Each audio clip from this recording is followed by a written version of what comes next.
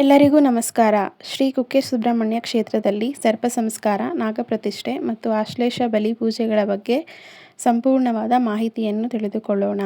ನಾವು ಇತ್ತೀಚೆಗೆ ಕುಕ್ಕೆ ಸುಬ್ರಹ್ಮಣ್ಯಕ್ಕೆ ಭೇಟಿ ನೀಡಿ ಸರ್ಪ ಸಂಸ್ಕಾರ ಮತ್ತು ನಾಗಪ್ರತಿಷ್ಠೆ ಪೂಜೆಯನ್ನು ಮಾಡಿಸಿದೆವು. ಈ ಪೂಜೆಯನ್ನು ಹೇಗೆ ಬುಕ್ ಮಾಡಬೇಕು, ಎಷ್ಟು ದಿನ ನಡೆಯುತ್ತದೆ, ಪೂಜೆಯಲ್ಲಿ ಏನೆಲ್ಲ ವಿಧಿವಿಧಾನಗಳಿರುತ್ತವೆ, ಆಶ್ಲೇಷ ಬಲಿ ಎಂದರೇನು, ನಾಗಪ್ರತಿಷ್ಠೆ ಎಂದರೇನು ಎಂಬುದನ್ನು ನಮ್ಮ ಅನುಭವದ ಮೂಲಕ ಈ ವಿಡಿಯೋದಲ್ಲಿ ನಿಮ್ಮೊಂದಿಗೆ ಹಂಚಿಕೊಳ್ಳುತ್ತಿದ್ದೇನೆ. ಮೊದಲು ಸರ್ಪ ಸಂಸ್ಕಾರ ಎಂದರೇನು? ಹಿಂದೂ ಧಾರ್ಮಿಕ ಪರಂಪರೆ ಮತ್ತು ಜ್ಯೋತಿಷ್ಯದ ನಂಬಿಕೆಯ ಪ್ರಕಾರ ಜಾತಕದಲ್ಲಿರುವ ಸರ್ಪದೋಷ ಪರಿಹಾರಕ್ಕಾಗಿ ಸರ್ಪ ಸಂಸ್ಕಾರವನ್ನು ಮಾಡಿಸಲಾಗುತ್ತದೆ ಎಂದು ನಂಬಲಾಗುತ್ತದೆ. ನಾಗಾರಾಧನೆಗೆ ಪ್ರಸಿದ್ಧವಾಗಿರುವ ಶ್ರೀ ಕುಕ್ಕೆ ಸುಬ್ರಹ್ಮಣ್ಯ ಕ್ಷೇತ್ರಕ್ಕೆ ಈ ಸೇವೆಗಾಗಿ ದೇಶದ ವಿವಿಧ ಭಾಗಗಳಿಂದ ಭಕ್ತರು ಆಗಮಿಸುತ್ತಾರೆ. ಸರ್ಪ ಸಂಸ್ಕಾರವು ಸಾಮಾನ್ಯವಾಗಿ 2 ದಿನಗಳ ವಿಧಿವಿಧಾನವನ್ನು ಒಳಗೊಂಡಿರುತ್ತದೆ. ಸರ್ಪ ಸಂಸ್ಕಾರವನ್ನು ಹೇಗೆ ಬುಕ್ ಮಾಡಬೇಕು? ಸರ್ಪ ಸಂಸ್ಕಾರ ಸೇವೆಯನ್ನು ದೇವಸ್ಥಾನದ ಅಧಿಕೃತ ವೆಬ್ಸೈಟ್ ಮೂಲಕ ಮುಂಗಡವಾಗಿ ಬುಕ್ ಮಾಡಬೇಕು. ನಾವು ಮೇ 2026ರಲ್ಲಿ ಬುಕ್ ಮಾಡಿದ್ದಕ್ಕೆ ಆಗಸ್ಟ್ 2026ರಲ್ಲಿ ಪೂಜೆಯ ದಿನಾಂಕ ಸಿಕ್ಕಿತ್ತು.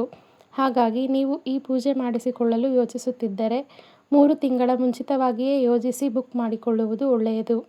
ಒಂದು ಟಿಕೆಟ್ಗೆ 4,200 ರೂಪಾಯಿಗಳ ಶುಲ್ಕವಿದ್ದು, ಒಂದು ಕುಟುಂಬದಿಂದ 4 ಜನರು ಭಾಗವಹಿಸಬಹುದು.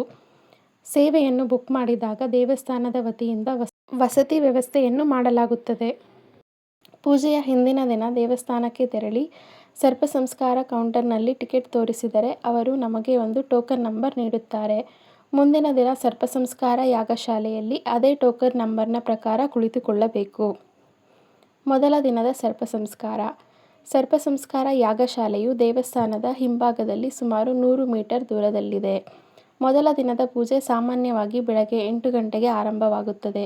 ಪುರೋಹಿತರ ಮಾರ್ಗದರ್ಶನದಲ್ಲಿ ಮೊದಲು ಸಂಕಲ್ಪ ಸೇರಿದಂತೆ ವಿವಿಧ ಧಾರ್ಮಿಕ ವಿಧಿವಿಧಾನಗಳು ನಡೆಯುತ್ತವೆ. ಇಲ್ಲಿ 2 ಸರ್ಪಗಳ ಆಕೃತಿಗಳು ಮತ್ತು ಸರ್ಪದ ಮೊಟ್ಟೆಗಳ ಆಕೃತಿಗಳನ್ನು ಸಿದ್ಧಪಡಿಸಲಾಗುತ್ತದೆ. ನಂತರ ಪಿತೃಕಾರ್ಯಕ್ಕೆ ಸಂಬಂಧಿಸಿದ ವಿಧಿವಿಧಾನಗಳು ಮತ್ತು ನಾಗಾರಾಧನೆಗೆ ಸಂಬಂಧಿಸಿದ ಪೂಜೆಗಳು ನಡೆಯುತ್ತವೆ. ಮುಂದಿನ ವಿಧಿವಿಧಾನಗಳಲ್ಲಿ ಗಂಡು ಸರ್ಪದ ಆಕೃತಿಯನ್ನು ಅಗ್ನಿಕುಂಡಕ್ಕೆ ಅರ್ಪಿಸಲಾಗುತ್ತದೆ. ಹಾಗೆಯೇ ಹೆಣ್ಣು ಸರ್ಪದ ಆಕೃತಿಯನ್ನು ಮೊಟ್ಟೆಗಳೊಂದಿಗೆ ನಾಗವನದಲ್ಲಿ ಬಿಡಲಾಗುತ್ತದೆ. ಇಡೀ ಪೂಜೆ ಮುಗಿಯಲು ಸುಮಾರು 12 ಗಂಟೆಯವರೆಗೆ ಸಮಯವಾಗಬಹುದು. ಪೂಜೆ ಮುಗಿದ ನಂತರ ನಾವು ಧರಿಸಿದ ಬಟ್ಟೆಯ ಸಮೇತ ನದಿಗೆ ತೆರಳಿ ಸ್ನಾನ ಮಾಡಲು ಪುರೋಹಿತರು ಸೂಚಿಸುತ್ತಾರೆ. ನಂತರ ಸರ್ಪ ಸಂಸ್ಕಾರ ಯಾಗಶಾಲೆಯ ಬಳಿ ಇರುವ ಭೋಜನ ಶಾಲೆಯಲ್ಲಿ ಪ್ರಸಾದದ ವ್ಯವಸ್ಥೆ ಇರುತ್ತದೆ. ನಮಗೆ ತಿಳಿಸಿದಂತೆ ಆ ದಿನ ಬೇರೆ ಯಾವುದೇ ದೇವಸ್ಥಾನಕ್ಕೆ ಭೇಟಿ ನೀಡಬಾರದು ಮತ್ತು ಸುಬ್ರಹ್ಮಣ್ಯ ಸ್ವಾಮಿಯ ಸನ್ನಿಧಿಗೂ ಹೋಗಬಾರದು. ಸಂಜೆಯ ಉಪಹಾರಕ್ಕೆ ವ್ಯವಸ್ಥೆಯೂ ಇರುತ್ತದೆ. ನಂತರ ಆದಿಸುಬ್ರಹ್ಮಣ್ಯ ದೇವಸ್ಥಾನದಲ್ಲಿ ಪ್ರದಕ್ಷಿಣೆ ಮಾಡಬೇಕು. 2ನೇ ದಿನ ಏನಾಗುತ್ತದೆ? 2ನೇ ದಿನದ ಪೂಜೆ ಬೆಳಗ್ಗೆ 5 ಗಂಟೆಗೆ ಆರಂಭವಾಗುತ್ತದೆ.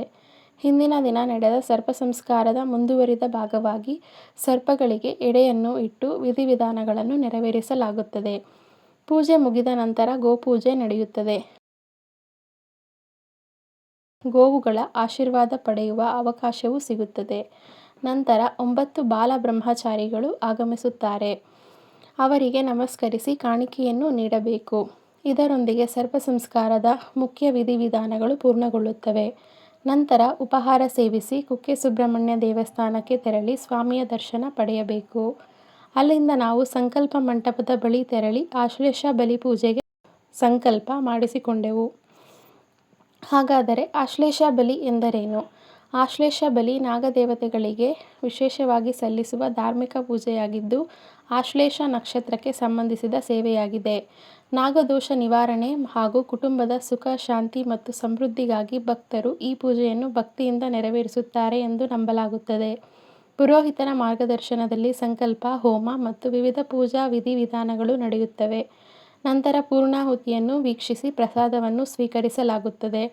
ಒಂದು ಮುಖ್ಯ ವಿಷಯ: ಆಶ್ಲೇಷ ಬಲಿ ಮತ್ತು ಸರ್ಪ ಸಂಸ್ಕಾರ ಒಂದೇ ಪೂಜೆ ಅಲ್ಲ. ಆಶ್ಲೇಷ ಬಲಿ ಒಂದು ಪ್ರತ್ಯೇಕ ಸೇವೆ.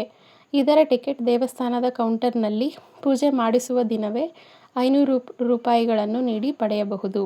ನಾಗಪ್ರತಿಷ್ಠೆ ಎಂದರೇನು? ಇನ್ನು ನಾಗಪ್ರತಿಷ್ಠೆ ಎಂದರೆ ನಾಗದೇವರ ಪ್ರತೀಕವಾದ ನಾಗಮೂರ್ತಿಯನ್ನು ವಿಧಿವತ್ತಾಗಿ ಪ್ರತಿಷ್ಠಾಪಿಸಿ ಹೋಮ, ಪೂಜೆ ಮತ್ತು ಮಂತ್ರೋಚ್ಚಾರಣೆಗಳ ಮೂಲಕ ಆರಾಧಿಸುವ ಧಾರ್ಮಿಕ ವಿಧಿ. ಕುಕ್ಕೆ ಸುಬ್ರಹ್ಮಣ್ಯ ದೇವಸ್ಥಾನದ ಮಾಹಿತಿಯ ಪ್ರಕಾರ ನಾಗಪ್ರತಿಷ್ಠೆ ಸೇವೆಯಲ್ಲಿ ಪುರೋಹಿತರಿಂದ ಸಂಕಲ್ಪ ಮಾಡಲಾಗುತ್ತದೆ. ನಂತರ ನಾಗಪ್ರತಿಷ್ಠೆ ಹೋಮದ ಪೂರ್ಣಾಹುತಿಯನ್ನು ವೀಕ್ಷಿಸಿ ಮಹಾಪೂಜೆಯ ನಂತರ ನಾಗಪ್ರತಿಷ್ಠೆ ಮಂಟಪದಲ್ಲಿ ನಡೆಯುವ ವಿಧಿಯಲ್ಲಿ ಸಾಮೂಹಿಕವಾಗಿ ಭಾಗವಹಿಸಲಾಗುತ್ತದೆ. ನಮ್ಮ ಅನುಭವ ಹೇಗಿತ್ತು? ನಾವು 3ನೇ ಬಾರಿ ಪೂಜೆ ಮಾಡಿಸುತ್ತಿರುವುದರಿಂದ ನಮಗೆ ಈಗಾಗಲೇ ವಿಧಿವಿಧಾನಗಳ ಬಗ್ಗೆ ಅರಿವಿತ್ತು. ಆದರೆ ಬಾರಿ ಪೂಜೆ ಮಾಡಿಸುವವರಿಗೂ ಕೂಡ ಅಲ್ಲಿನ ಪುರೋಹಿತರು ಪ್ರತಿಯೊಂದು ವಿಧಿವಿಧಾನವನ್ನು ವಿವರಿಸುತ್ತಾ ನಾವು ಏನು ಮಾಡಬೇಕು ಎಂಬುದನ್ನು ಹಂತ ಹಂತವಾಗಿ ಮಾರ್ಗದರ್ಶನ ನೀಡುತ್ತಾರೆ. ಸಂಕಲ್ಪದಿಂದ ಹಿಡಿದು ಹೋಮ, ಪೂರ್ಣಾಹುತಿ ಮತ್ತು ನಾಗಪ್ರತಿಷ್ಠೆಯವರೆಗಿನ ವಿಧಿಗಳನ್ನು ಹತ್ತಿರದಿಂದ ನೋಡುವ ಅವಕಾಶ ಸಿಕ್ಕಿದ್ದು ನಮಗೆ ವಿಶೇಷ ಅನುಭವವಾಗಿತ್ತು.